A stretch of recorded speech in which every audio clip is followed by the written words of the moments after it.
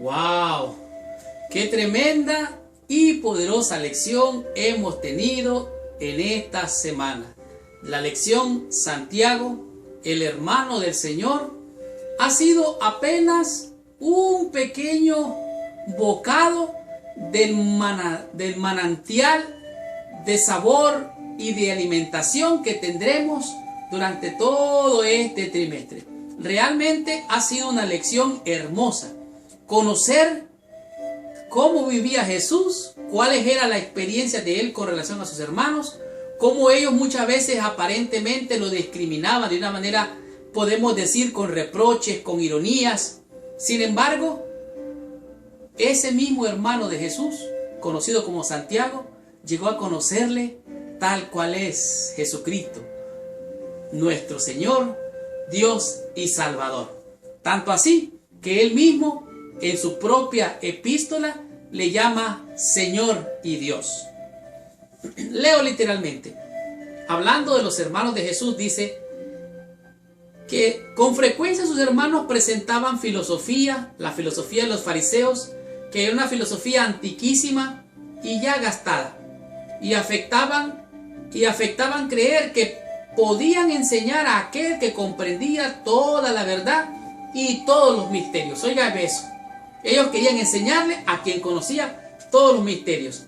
Ellos con sus reproches herían al pobre Señor Jesucristo y hacían de esta manera su senda más difícil. Leo literalmente. Estas cosas hacían muy espinosa la senda de Jesús, tanto que condolía Cristo con la incomprensión que había en su propio hogar, que le era un alivio ir a donde ella no reinaba. Por eso Jesús quizás se refugiaba en la casa de María, en la casa de Marta, donde estaba Lázaro. De tal manera que esta lección nos ha mostrado cuál era el trasfondo social, cultural y familiar del apóstol Santiago con relación a nuestro Señor Jesucristo. Esta semana aprendimos 5 conceptos, 5 lecciones que a mi juicio han sido de bendición al iniciar esta hermosa lección. Como por ejemplo, estudiamos Santiago, el hermano del Señor. Descubrimos que era muy conocido, que él era posiblemente el hijo mayor de José. ¿Por qué? Porque él era el hijo del carpintero y seguramente tuvo cierta educación por su vocabulario, por la manera en cómo se expresa, de tal manera que él pudo haber sido, aparentemente por la escritura, nos muestra que él pudo haber sido el hermano mayor del Señor Jesucristo. Él fue realmente uno de sus hermanos, porque también estaba Jacobo y también estaba, Santiago, valga la redundancia, y Judas. El tema número 2, comprendimos que Santiago el creyente, aunque aparentemente no creía en el Señor Jesucristo por la manera en que se mira en la escritura, cómo él se refiere a él y cómo su familia se refiere a Jesús, que estaba fuera de sí, que estaba quién sabe cómo, ellos no creían y le dijeron a Jesús: vete, ven a mostrarte a tus discípulos, allá que te vean.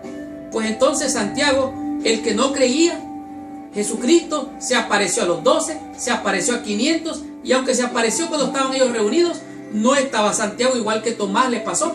Entonces después se le apareció a él y de manera clara vio a Jesús cara a cara después de resucitado, y esto dio un giro a la vida de Santiago, de tal manera que el creyente llegó a entender totalmente. Santiago llegó a ser uno de los discípulos del Señor, llegó a creer, y no solamente eso, llegó a ser un líder de la iglesia de aquel entonces, que enfrentaba grandes conflictos porque era la iglesia primitiva, había muchas controversias, y se mira a este gran líder llamado Santiago como un fiel seguidor de nuestro Señor Jesucristo.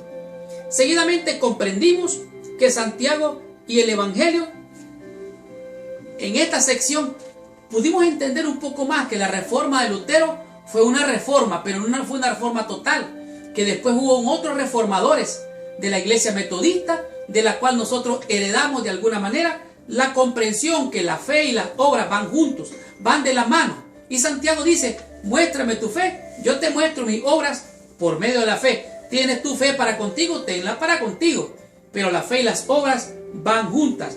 De tal manera que Santiago y el Evangelio muestra claramente que hay pruebas indubitables de tu fe y de mi fe cuando lo mostramos con nuestra conducta, con nuestras obras.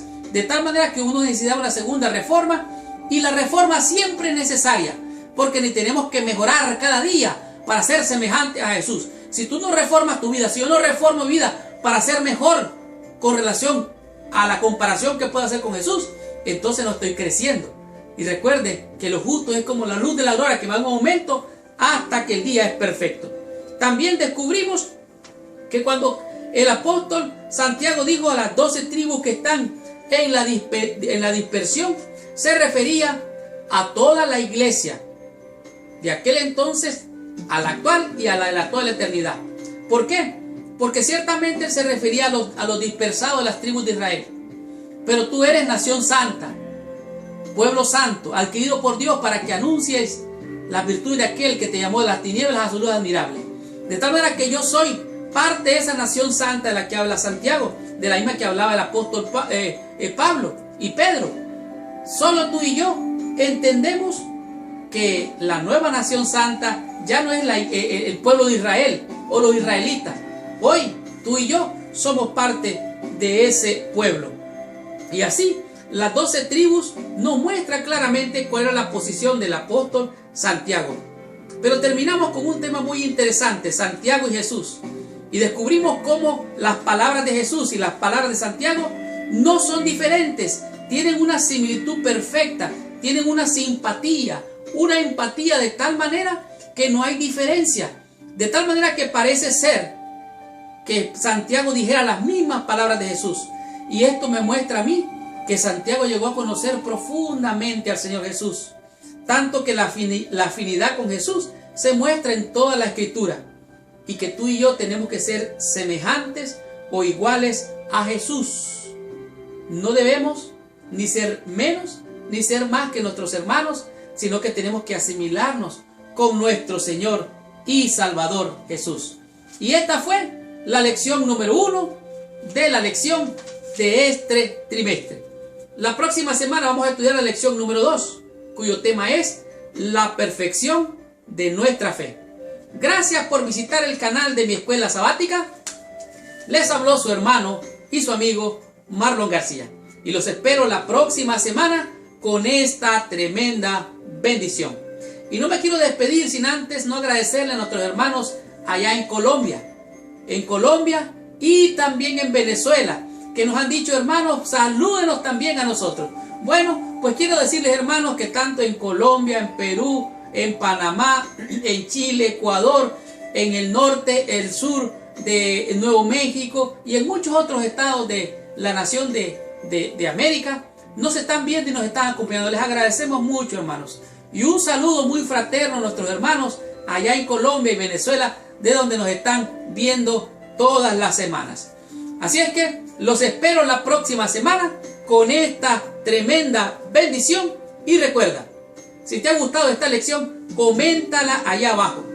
Ponme lo que tú has escuchado que te ha gustado. Dinos cuál es la bendición que has recibido, dónde estás, en qué país estás. Y óyeme, si te ha gustado realmente esta lección, compártela con tus amigos. Y si tú quieres ser de bendición, igual que nosotros en mi escuela sabática, comparte esta lección con todos tus amigos y con todos nuestros hermanos en el mundo entero. Muchas gracias, que Dios te bendiga. Nos vemos la próxima semana. Y recuerda, si quieres los videos o los audios del Pastor Bullón, allá abajo hay un link en el cual tú los puedes solicitar. Muchas gracias, que Dios te bendiga. Hasta la próxima semana.